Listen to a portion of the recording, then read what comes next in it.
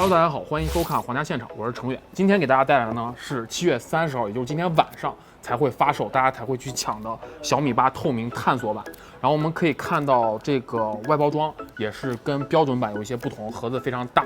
哦。感觉还有一些亚克力玻璃的这个材质在里边。外表的这个膜感觉质量包裹感也是很好，包括它上面有一排一排这个小气泡，用于防止这个后风的这个防伪。我们再来看一下标签之后，就给大家把它的膜撕开。小米8透明探索版，8GB 内存，128GB ROM 存储空间。这也是探索版唯一的一个内存组合的版本。好，接下来我们就来撕膜。哦，好像把包装撕烂了一些，不过不要紧，我们爆了一些。好，接下来我们就把这个推出来。好，我们把这个外边这个套推出来之后呢，第一眼就能看到这个透明探索版的背部的，这个透明的这个区域，透明的玻璃后盖。然后它其实里边还是有一层亚克力的玻璃，就相当于2个套，也是非常扎实的一个包装啊，转了。那么接下来就是小米8透明探索版的机身主体了，背面面向大家，可以给一个特写，包括上边的这个主 PCB 板，下边的电池以及最底部的一些小 PCB 板的结构。它其实在重量上，包括机身尺寸上，跟标准版的米8没有太大差别，但是看上去真的是要酷很多啊。我们先把这个机子倒出来，先看看有没有什么其他的配件。好，接着来看盒子的下方。哦，有一个雷军的签名，给大家快速念一下吧。在探索的路上，不断投入，不断努力，不断突破，哪怕只好1%，我们愿意投入100%和用户交朋友，做用户心中最酷的公司。不好意思，喷口水了。雷军，然后有他的签名。探索黑科技，小米为发售而生。这底部应该是充电头和数据线，然后数据线的话是一个红黑配色的一个数据线。然后这边的话，应该我们主要是看看它有没有送透明保护壳啊，果然是有的。这些保修卡什么3包证明我们就不看了，主要是来看一下这个透明保护壳，然后还有一个 Type-C 的耳机转接线，还有一个卡针。透明保护壳背部是完全透明的这种硅胶的材质，然后中框的话还是这种黑色的硅胶的这种包裹的，包括按键部分也做了一些比较精心的一个处理。我们就先不套它，一会儿最后再给大家套上看一看效果。好，我们接下来就把配件放到一边，开始来看手机的主体。好，接下来我们就来看手机的主体部分。当然，首先要撕膜了，先撕掉双摄镜头的膜，一碰就掉了。然后接下来撕屏幕的膜，我们来感受一下这个声音啊。哇，好，然后撕掉膜之后，我们接下来就长按开机，应该是有电了吧？没电就翻车了。有电。在它开机的这个过程中呢，我们来大体的看一下外观。其实正面还是这种刘海屏，包括下巴的宽度也是有一些的，跟标准版的米8是一样的。但是顶部的刘海的部分呢，它从红外的这种人脸的识别进化为编码结构光的一个3D 结构光的这么一个模块，在这个区域。背部的话，刚才我们开箱的时候已经看过了，还是这种竖排的双摄在左上角。上半部分的话是非常立体的一个主板的这么一个装饰性的主板，这点我们稍后会详细的给大家介绍一下，它到底是一个真主板还是一个假主板。整个背面呢也是这种4曲面的机身的背部的弧线，中框的话应该是这种有些电镀工艺的金属的这个中框，底部的话没有耳机孔，只有一个 Type-C 的接口。大家可以仔细观察一下这个 Type-C 接口的中间的这个板的这个部分，它也给做成了一个红色的，这些其实都是一些装饰的属性，包括双摄2个双摄的红色的一个小圆圈，然后还有电源键也给做成了这种红色的抛光的这个质感，然后包括背部一些高通骁龙的标识啊，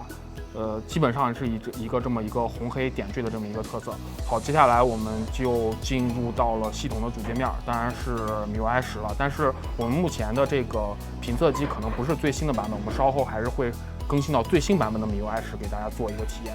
好，那么接下来我们就来体验一下小米8透明探索版新增的2个识别的交互方式，一个是顶部刘海的3D 结构光，还有一个就是压感屏下指纹。我们进入到设置的界面，锁屏。我们先去先来体验指纹吧，我们就先看一下这个压感的指纹。好，接下来我就可以开始录入指纹了，稍用力按压此处。就是我按压了之后，它会给我一个这种震动的压感的反馈。然后其实米八探索版的这块屏幕，它之所以能用到屏下指纹的技术，其实跟它采用了这种 OLED， 也就是 OLED 的材质的屏幕有很大的关系。因为这种材质的屏幕，它的透光率要更好。屏下指纹的原理，现在升级到第3代的原理，其实它是一个拍照，然后再进行指纹识别比对的这么一个技术原理。好，接下来我的指纹就已经录入完成了。比方说，它也是有一个 OLED 的局部点亮的特质，它会这儿有一个指纹的标识，我们再用力按下，它会给我一个震动的反馈，然后直接就进入主界面了。就包括你在亮屏的情况下，也是可以直接按着这块有一个震动的反馈就进入主屏幕了。整个速度我觉得还是非常快的啊，就基本上跟我这个实体指纹的解锁速度没有什么太大差别了。虽然它是压感的这种屏下指纹，但是压感的区域只有指纹解锁的这个区域，然后屏幕的其他区域其实是没有压感的，这个要给大家稍微说明一下。那么接下来我们就来体验一下另外一种生物识别的方式，也就是3D 结构光。我们先输我们刚才设置的密码。然后我们现在要添加3D 人脸的数据，我会稍微往我的脸部这边移动一下。其实这个录入的过程，把我的脸，它会让我先向右转头、低头、抬头，3下就录入完成了，还是很快的。它其实并不，首先它跟 iPhone X 相比，它并不需要你去这样去转动头部，相对来说，录入的速度还是比较快的。好，我们现在是一个息屏的状态，我们点亮屏幕，一下就解开了。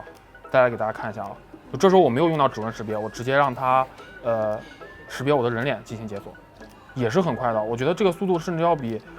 指纹识别更快一些。为什么呢？因为指纹识别我还需要有一个按压的那么一个过程，这个可能需要消耗0.2秒到0.3秒，就我得按下去之后它才会识别。但是如果直接面部识别的话，它直接就进入了，是一种无感的这么一个交互的方式。然后另外在支付上的话，目前小米8探索版的支付还是不能用到这个编码结构光的3D 结构光，还是用到了屏下指纹，因为毕竟指纹相对来说还是更安全一些。好，以上就是我们本期皇家现场关于小米8透明探索版的一个开箱体验，包括我们刚才也试过了3D 结构光的解锁，屏下压感屏下指纹的这么一个体验，都还是非常快的，非常不错的。然后另外最后在结尾我们再说一下这个透明探索版的这个后盖，我们可以看到，首先它这个整个玻璃盖板是透明的，其实大家争议最多的一个地方就是上面这个东西它到底是一个真的主板还是说一个假的主板。然后这里给大家给出一个相对官方或者是说我们皇家评测的一个理解。首先呢，这块主板它并不是一个并不是这部手机的真正的主板，它实际上是一个装饰性的主板。也就是说，你看到的这些骁龙的这个部件也好呀，或者是这些排列也好呀，它其实并不是真正的主板的排列，主板还是在这一层铜板的下方。但是另外一方面呢，这枚装饰性的主板它所采用的工艺，包括它上边的这些电容电阻的模块，包括它 SMT 车间的这个表面封装的这个流程，跟一块正常的主板所经历的都是一模一样的。所以在这个装饰的工艺或者说这个外观的工艺上，它还是很酷的，还是完全符合一块主板的这个我们去定义一块主板的标准的。它并不是像之前发布会上大家说，哎呀，只是一个贴纸，对吧？还是很酷的一个这么一个外观装饰性的一个，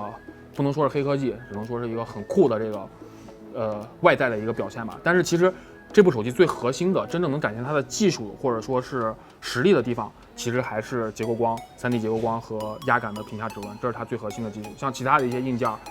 骁龙845呀、8GB 的 RAM 呀、128G 这部分大容量存储了，这都是常规操作，没有什么好说的。好了，那么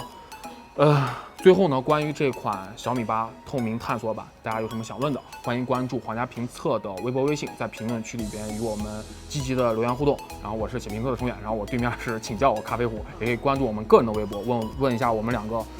算是第一波体验的这个感受吧。然后最后祝大家7月30号今天晚上人人都抢到，你们能抢到算我输。好，拜拜，我们下期再见。